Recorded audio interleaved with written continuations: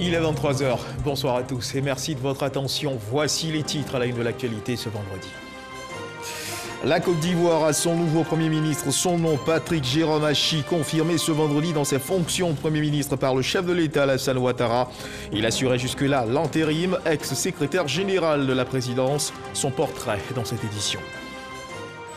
Réunion du Conseil de sécurité ce vendredi 26 mars 2021, réunion présidée par le chef de l'État Alassane Ouattara. À l'ordre du jour, la situation sécuritaire et surtout l'urgence sanitaire avec la multiplication des cas de Covid-19. Assure avec Mahama Traoré le point de cette réunion du Conseil de sécurité marqué du sceau de la crise sanitaire. Sport football, la Côte d'Ivoire sera présente au Cameroun pour la Coupe d'Afrique des Nations édition 2022. Le pays a arraché sa qualification cet après-midi face au Niger. Le score du match 3-0 pour les éléphants de Côte d'Ivoire assure également le point de cette rencontre dans cette édition. Voilà pour l'essentiel. Oui, bonsoir à tous. Patrick Jérôme Achi est le nouveau Premier ministre ivoirien. Le président de la République, Alassane Ouattara, a procédé ce vendredi 26 mars 2021 à Abidjan à sa nomination en qualité de Premier ministre. Le chef du gouvernement, l'annonce a été donnée par Fidel Sarasoro, secrétaire général de la présidence. Communiqué de la présidence de la République. Le président de la République, son Excellence M. Alassane Ouattara, a procédé ce vendredi 26 mars 2021 à la signature du décret numéro 2021-176 du 26 mars 2021 portant nomination de M. Patrick Jérôme Achi en qualité de Premier ministre, chef du gouvernement. Le président de la République demande au Premier ministre de lui proposer un nouveau gouvernement dans les meilleurs délais, fait à Abidjan le vendredi 26 mars 2021. Je vous remercie. En effet, le chef de l'État, Alassane Ouattara, a demandé au nouveau Premier ministre de proposer un gouvernement dans les meilleurs délais. Anciennement ministre d'État, Patrick Jérôme Achi était secrétaire général de la présidence. Son portrait est signé Gabriel Zani. Patrick Jérôme Achi est depuis ce vendredi 26 mars le nouveau Premier ministre de Côte d'Ivoire. Il vient d'être nommé par décret présidentiel. Aussitôt nommé, aussitôt travail, le Premier ministre doit former un nouveau gouvernement. Mais il est une chose qui rassure, selon les avis, Patrick Achi est un génie du management dans la gestion des affaires de l'État. Cette performance, il la doit à ses différents parcours. À 66 ans, le Premier ministre cumule une maîtrise de maths physique obtenue à l'université de Cocody à Abidjan, un diplôme d'ingénieur de l'école supérieure d'électricité et un master en management obtenu à l'université de Stanford aux États-Unis. Sa carrière professionnelle débute en 1983 dans le secteur privé. Ce sont 17 ans qu'il passera en tant qu'entrepreneur et consultant en stratégie et gestion. Fort de ses expériences, Patrick Achi crée en 1992 sa propre société de consultance en management. C'est en 1997 qu'il entre dans l'administration publique. De conseiller chargé de la réforme du secteur des énergies à la fonction de ministre des infrastructures économiques, Patrick Achi travaille tour à tour au ministère de l'Énergie, au cabinet de Seydou Eliman Diarra, Premier ministre ivoirien de 2003 à 2005. Il occupe pendant longtemps le portefeuille du ministère des Infrastructures économiques. Et en janvier 2017, quand Amadou Gon Coulibaly devient Premier ministre, Patrick Achi lui succède au poste de secrétaire général à la présidence. Des échelles gravies grâce à son travail. Et son parcours politique n'en dira pas moins. Réélu député d'Azopé pour la 3e fois de façon consécutive lors des dernières législatives et président du Conseil régional de la Mai depuis 2013, le Premier ministre est aujourd'hui l'épine dorsale du projet de société et du programme de gouvernement du RHDP, parti duquel est sorti le PDCI, dont était membre Patrick Achi. Son engagement, ses choix politiques portés vers le développement lui ont valu d'intégrer les hautes instances du Parti des oufritistes, en l'occurrence le directoire du RHDP. Entre la politique et la gestion des affaires dont il a désormais la charge, il y a un pont. Et c'est l'esprit d'ouverture dont a su faire preuve le chef du gouvernement durant ses années au service de l'État. Fervent catholique, le Premier ministre Patrick Achi sait se montrer modéré, conciliant. La gestion des affaires de l'État n'ayant aucun secret pour lui, son gouvernement, une fois connu, devra prendre des mesures vigoureuses pour soutenir l'économie ivoirienne.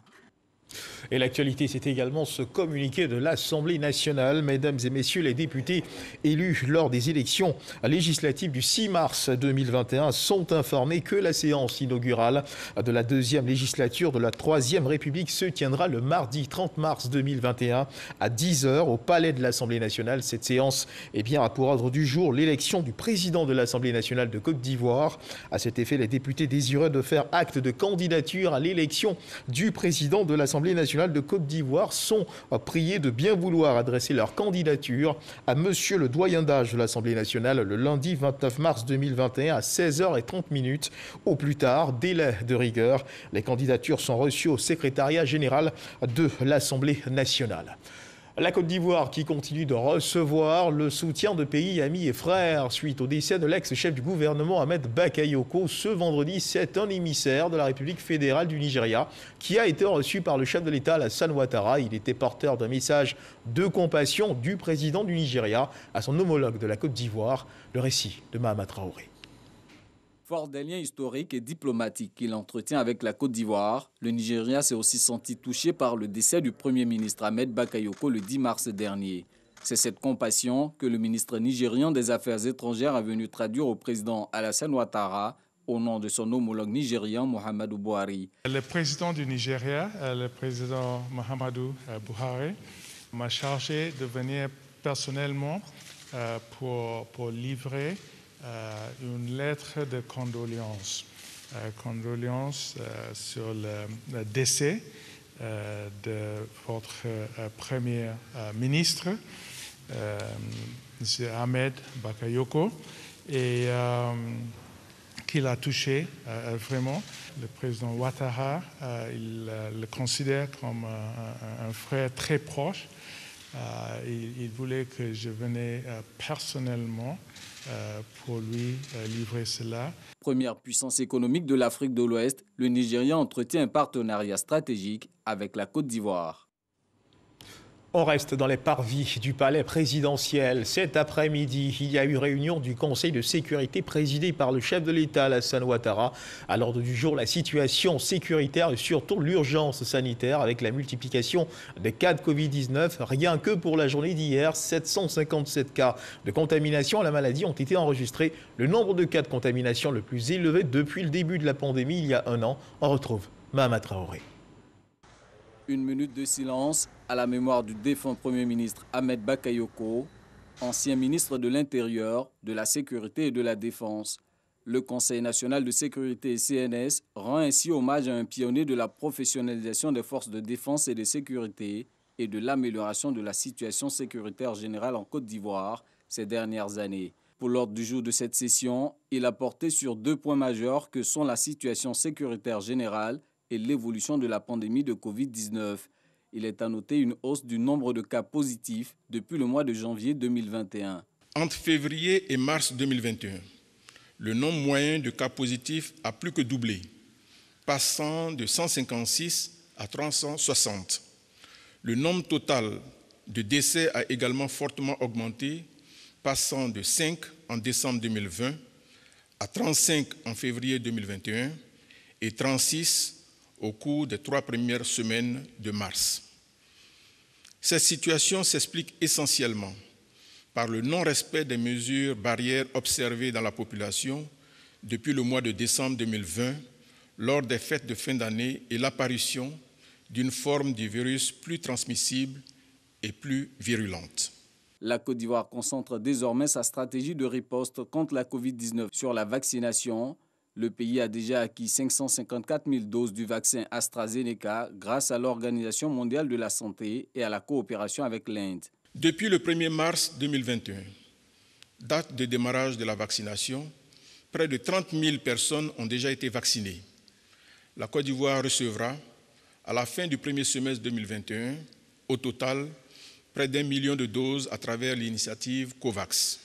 En outre, le ministre de la Santé et de l'Hygiène publique, sur la base du rapport du comité de veille de la COVID-19 et des conclusions de l'OMS, a indiqué que les avantages du vaccin AstraZeneca l'emportent sur ses risques. À cet égard, le comité de veille recommande la généralisation et la décentralisation de la vaccination contre la Covid-19. Afin de juguler la crise sanitaire liée à la Covid-19, sur proposition du comité de veille, le Conseil national de sécurité, après analyse, a décidé des mesures suivantes. Prolonger l'état d'urgence sanitaire jusqu'au 30 juin 2021. Élargir la vaccination aux personnes de 18 ans et plus. Procéder à la décentralisation de la campagne de vaccination. Poursuivre et intensifier la sensibilisation en vue du strict respect des mesures barrières. S'agissant de l'analyse de la situation sécuritaire des mois de février et mars, le Conseil national de sécurité note que les élections législatives de samedi 6 mars 2021 se sont déroulées dans un climat apaisé sur l'ensemble du territoire grâce aux dispositifs sécuritaires mis en place par les forces de défense et de sécurité. Il ressort également de cette présentation une nette amélioration de la situation sécuritaire sur l'ensemble du territoire, marquée par une baisse notable des incidents dans tous les domaines. Le président de la République a adressé ses félicitations au Grand Commandement pour les opérations de sécurisation menées avec efficacité sur l'ensemble du territoire, ainsi que pour leur contribution remarquable aux élections apaisées du 6 mars dernier. Malgré ce satisfecit, la nécessité d'optimiser les ressources humaines dans l'armée s'impose. Sur instruction du président Alassane Ouattara, le Conseil national de sécurité a été chargé de proposer des solutions. Une multiplication des cas de contamination à la Covid-19 qui inquiète au plus haut niveau. Dans un instant, le point du jour concernant l'évolution de la maladie en Côte d'Ivoire.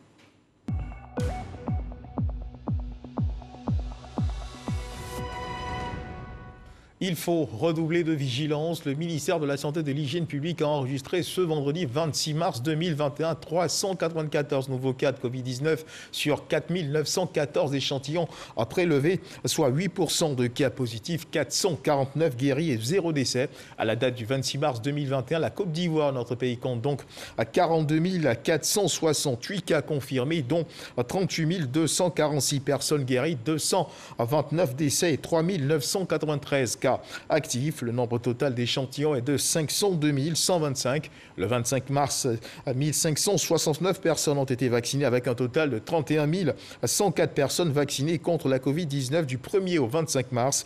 Le ministre de la Santé et de l'Hygiène publique invite le personnel de santé, les forces de défense et de sécurité, les enseignants, les personnes âgées de plus de 50 ans et les personnes porteuses de maladies chroniques à se présenter au centre de vaccination au Parc des Sports de Treichville et les autres centres ouverts pour se faire vacciner gratuitement contre la Covid-19. Et justement, hier après-midi, Eugène Akaouélé, le ministre de la Santé et de l'Hygiène publique, a lui expliqué au patronat ivoirien l'urgence et l'importance d'adhérer à la vaccination. Le ministre insiste et rassure, c'est un moyen sûr de prévention contre la Covid-19. Au siège de la Confédération générale des entreprises de Côte d'Ivoire, la CGC, les médecins d'entreprise ont été édifiés sur l'efficacité du vaccin AstraZeneca. Le reportage de Walter Amadou Ouattara. La Confédération générale des entreprises de Côte d'Ivoire, c'est 3500 entreprises de tous les secteurs confondus avec plus de 400 000 travailleurs. Des travailleurs exposés à la Covid-19 qui méconnaissent pour la plupart les informations relatives à la vaccination. C'est donc un échantillon parfaitement représentatif de ce monde de l'entreprise qui s'est réuni aujourd'hui à l'occasion de cette rencontre d'échange. Nous sommes tous au courant des informations qui circulent sur l'efficacité des vaccins en général et sur celui en particulier produit par AstraZeneca. Cette question, il faut le dire, préoccupe aussi également, bien entendu, les travailleurs du secteur privé. C'est pour leur apporter des éléments de réponse que le ministre de la Santé et de l'Hygiène publique a tenu lui-même à prendre part à cette conférence sur la situation réelle de la maladie à coronavirus en Côte d'Ivoire et sur la campagne de vaccination. Il faut faire confiance au vaccin que nous avons, AstraZeneca.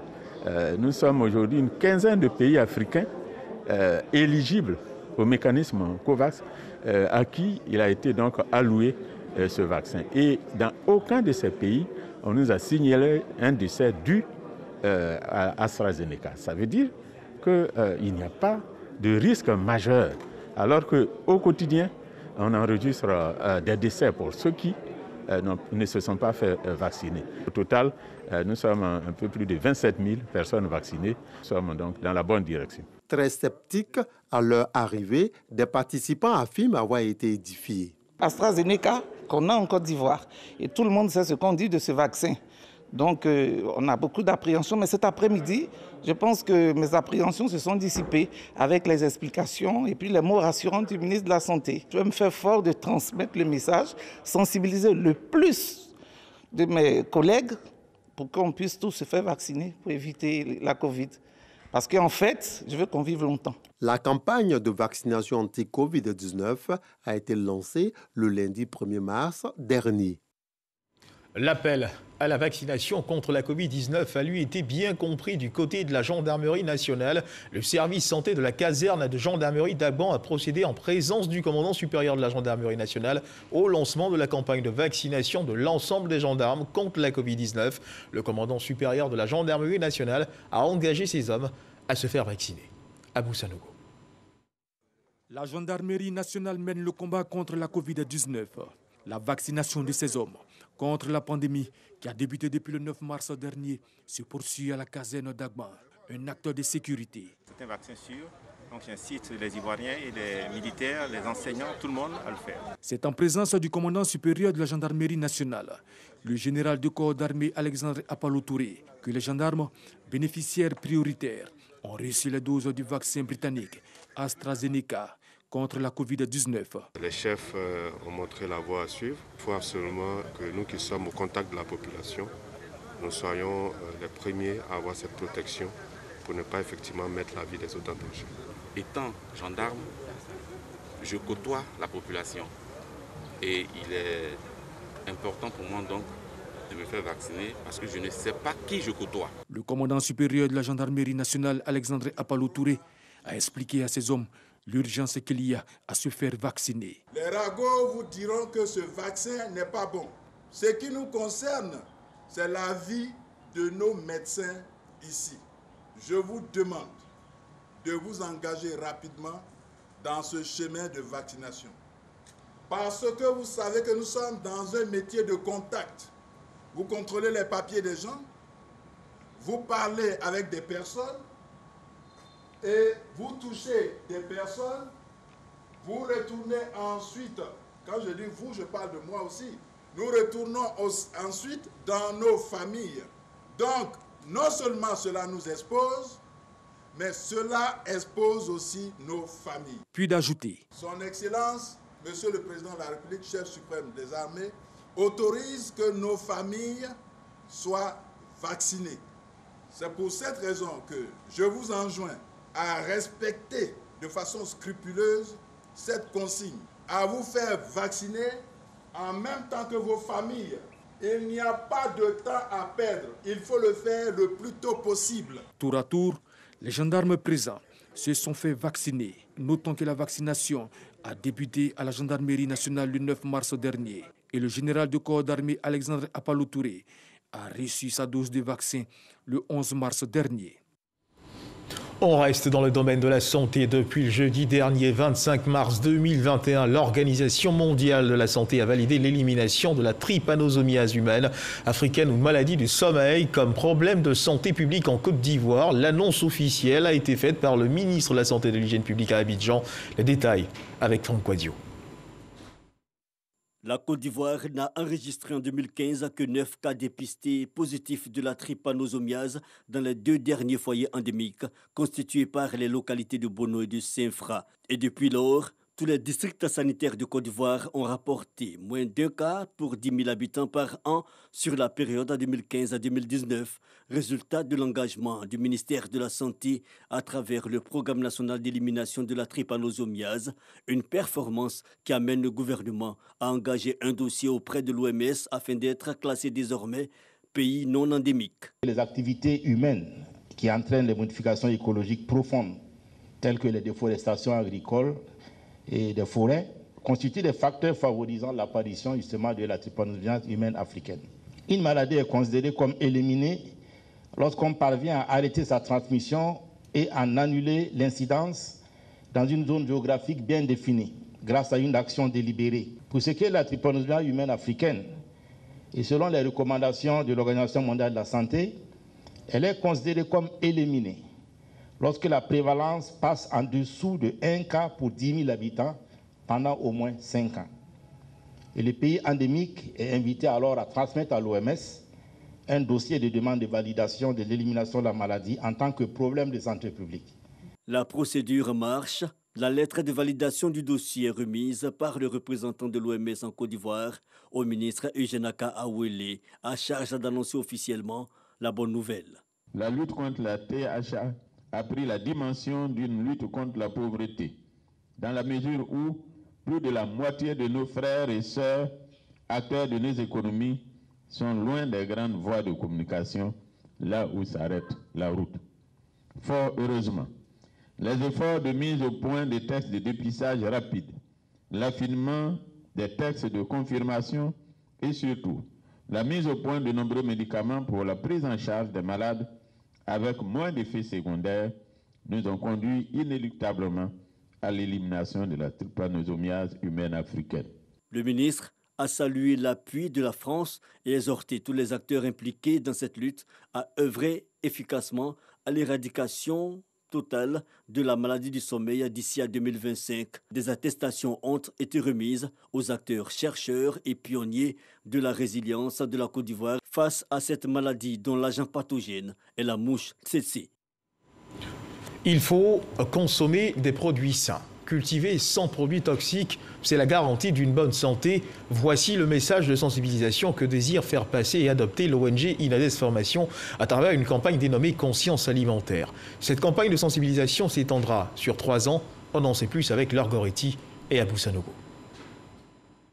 L'alimentation est un droit humain, mais manger sain est un choix du consommateur. Mais pour manger sain, les aliments doivent être de bonne qualité avec moins de substances chimiques. De choisir un aliment et de le consommer, pour nous, constitue un acte citoyen. Et à l'intérieur de cet acte-là, il faut sentir la nécessité de choisir des aliments qui garantissent la santé et la préservation de l'environnement. L'alimentation est au cœur de ce panel. Des échanges entre chercheurs, producteurs, agriculteurs et associations de consommateurs afin de promouvoir une agriculture moderne sans l'utilisation de produits chimiques.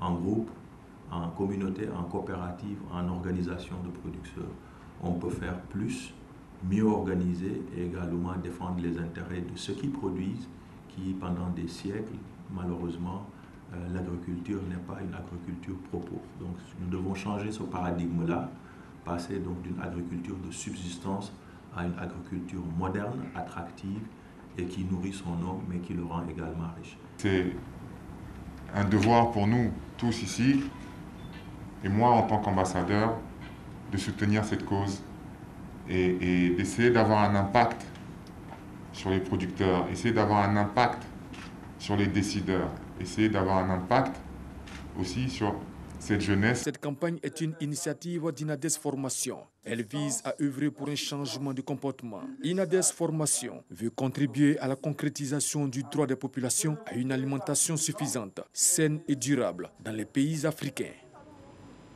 L'actualité, c'est aussi ce joli coup de filet réalisé par la police nationale via son unité de lutte contre la traite, l'exploitation et la délinquance juvénile. 21 enfants originaires du Burkina Faso ont été sauvés des mains de trafiquants dans le département d'Aboasso. Ces enfants étaient convoyés pour être ouvriers dans les mines clandestines de la région du Sud Comoé. Ces enfants logeaient depuis quelques jours dans la commune d'Abobo. Ils ont été remis au consul général de l'ambassade du Burkina Faso à Abidjan. Ils ont reçu la visite de la ministre de la Famille, de l'Enfant et de la Femme, Mamadou Kouassi. Le gouvernement ne baisse pas les bras dans la lutte contre le travail et l'exploitation des enfants. 21 enfants dont l'âge varie entre 14 et 18 ans ont été interceptés le 6 février dernier à Aboasso, à bord d'un car en provenance de Korogo. Ces enfants sont tous originaires du Burkina Faso. Ils sont transportés pour aller travailler dans des mines clandestines dans la région du Sud Comoé. Ces enfants avaient déjà travaillé à Korogo dans une mine. Et puisque les activités ne marchaient pas, ils venaient sur Aboasso pour aller éventuellement travailler dans une autre mine et dans d'autres plantations agricoles. Alors l'équipe, après avoir mené les investigations, 4 trafiquants ont été mis à la disposition du parquet d'Aboisseau. Logés par l'ONG Côte d'Ivoire Prospérité, basée dans la commune d'Abobo, ces enfants ont reçu la visite de la ministre Ramata Ali Bakayoko, accompagnée du représentant de la première dame de Côte d'Ivoire, Dominique Ouattara. Cette visite a été mise à profit pour remettre officiellement ces enfants victimes de traite et d'exploitation au consul général du Burkina Faso en Côte d'Ivoire. Le diplomate burkinabé s'est réjoui de la bonne collaboration entre les deux États. Nous avons essayé d'identifier les familles d'origine au niveau du Burkina Faso. Et je vous avoue que ce qui est édifiant, il y a certains parents qui ne savaient même pas que les enfants étaient là. Et exprimer leur joie de retrouver leurs enfants. Au nom du gouvernement, Ramata Ali Bakayoko a salué cette opération. Elle s'est félicitée de la détermination de la première dame de Côte d'Ivoire à mettre fin à ce fléau. C'est une lutte acharnée que la Côte d'Ivoire mène pour lutter contre le travail des enfants, aussi bien au niveau national qu'au niveau transfrontalier. Cela, ce sera la tolérance zéro dans la lutte contre la traite des enfants. Pour l'année 2020, ce sont plus de 1400 enfants qui ont été sauvés des mains des trafiquants. Parlons à présent de coopération transfrontalière entre la Côte d'Ivoire et le Burkina Faso. Après la signature de l'accord cadre engagé dans ce sens en juillet 2019, l'heure est à présent à sa vulgarisation. Les commissions nationales des frontières des deux pays ont convié autorités administratives, forces de défense et de sécurité, guides religieux, leaders communautaires et acteurs frontaliers à un atelier pour faire connaître le contenu de cet accord. En Côte d'Ivoire, c'est la ville de Ferké qui a abrité la cérémonie. Au Burkina Faso, la ville de Gaouar, dans la région du sud-ouest, a servi de cadre pour en parler. Le compte-rendu est signé. Clément Bocco. Le préfet de la région du Bunkani et le gouverneur de la région du sud-ouest du Burkina Faso en visite officielle à Bayeldouo, Mossibougou, Nassatenga, Doropo et Kalamon. Des zones frontalières où la non-matérialisation de la frontière a occasionné bien de déficits. Les émissaires de la Commission nationale des frontières de la Côte d'Ivoire et celle du Burkina Faso n'ont pas manqué d'exhorter les populations à la cohabitation pacifique. Comme il est dit au niveau donc de nos commissions nationales de frontières, il y a une seule phrase à retenir. Au-delà de nos frontières, restons frères et sœurs pour notre propre bien-être. Le plus important pour les populations, c'est simplement la satisfaction de leurs besoins au quotidien, notamment les besoins sociaux. Leur préoccupation n'est pas de connaître la bonne, mais de savoir que leurs préoccupations sont vraiment au cœur des politiques des deux gouvernements. La volonté des deux gouvernements, c'est de faire en sorte que autant les populations qui sont au centre, au nord, bénéficient des bienfaits du développement, il faut que ces populations riveraines aussi vont bénéficier du même développement. Et nous leur disons, si c'est le Burkina qui va investir ou c'est la Côte d'Ivoire qui va investir, ces investissements sont faits dans l'intérêt des populations et non des pays.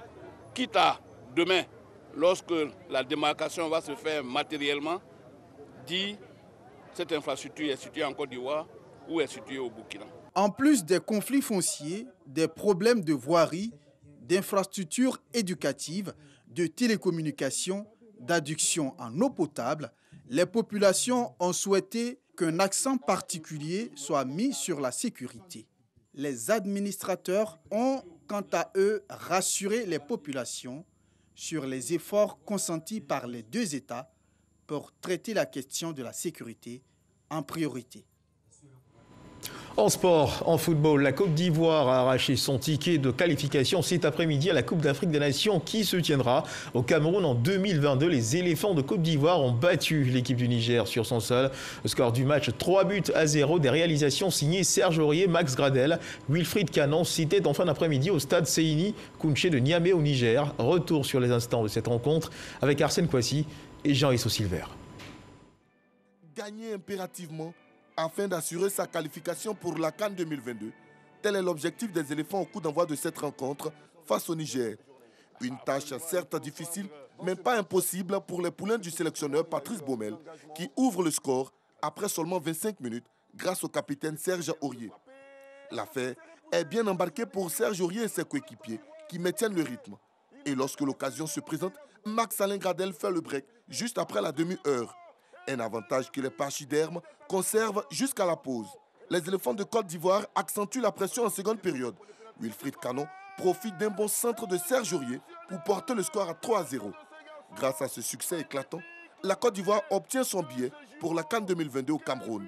La prochaine sortie des éléphants en match comptant pour la 6e et dernière journée des éliminatoires de la CAN aura lieu mardi et ce sera face à l'Éthiopie. Bonne nouvelle donc pour l'équipe nationale de Côte d'Ivoire. Et puis on parle toujours de football. La Ligue 1 ivoirienne démarre ce week-end par la rencontre ASEC-Bouaké. Avant le coup d'envoi, les clubs ont été invités à la FIF par le comité de normalisation. 2 points étaient à l'ordre du jour: le bilan de la saison 2020 et la question de la subvention 2021. Jean-Sylvain Ressot. Après le travail, vient la récompense. La maxime est bien appliquée par le comité de normalisation de la FIF qui remet le chèque de 20 millions de francs CFA au président du Racing Club d'Abidjan, champion de Côte d'Ivoire 2020. C'est un mois qu'on attendait depuis très longtemps. Depuis le mois de mars dernier, ça fait un an maintenant que le football est à l'arrêt. Il n'y a pas d'entrée d'argent, c'est-à-dire une joie de recevoir un peu pour pouvoir éponger un peu les dettes et essayer de relancer la machine. Avant ce geste d'encouragement, le CONOR FIF et les présidents de clubs de Ligue 1 ont enfin trouvé un accord au sujet de l'épineuse question des droits télé. Au lieu de 70 millions, elle fera l'effort de lui donner 55 millions, à part ce que l'ONACI va apporter comme subvention. Donc pour nous, on dit que c'est déjà bon. 10 millions, c'est une avance par rapport à ce que la FIFA a actuellement dans ses fonds. Elle nous a donné une information qui nous donne quand même froid au dos. Ben, on attend d'avoir la confirmation ou l'issue de ces négociations avec une banque et puis on verra bien pour la suite. Vous savez qu'on ne peut pas relancer une activité quand il n'y a pas d'apport extérieur, s'il n'y a pas de nouvelles richesses. Et c'est cette richesse-là que l'État doit venir en appui à ce comité de normalisation. Si les avis divergent concernant la première partie des droits télé versés au club, tous sont impatients que le ballon soit enfin au centre du terrain. Et juste avant de refermer les pages de cette édition, le rappel de cette information, la Côte d'Ivoire a son nouveau Premier ministre, son nom Patrick Jérôme Hachi, confirmé ce vendredi dans ses fonctions de Premier ministre par le chef de l'État Alassane Ouattara. Annonce faite par Fidel Sarasoro, ministre directeur de cabinet du président de la République de Côte d'Ivoire. C'est la fin de cette édition. Merci de nous avoir suivis. Dieu garde la Côte d'Ivoire.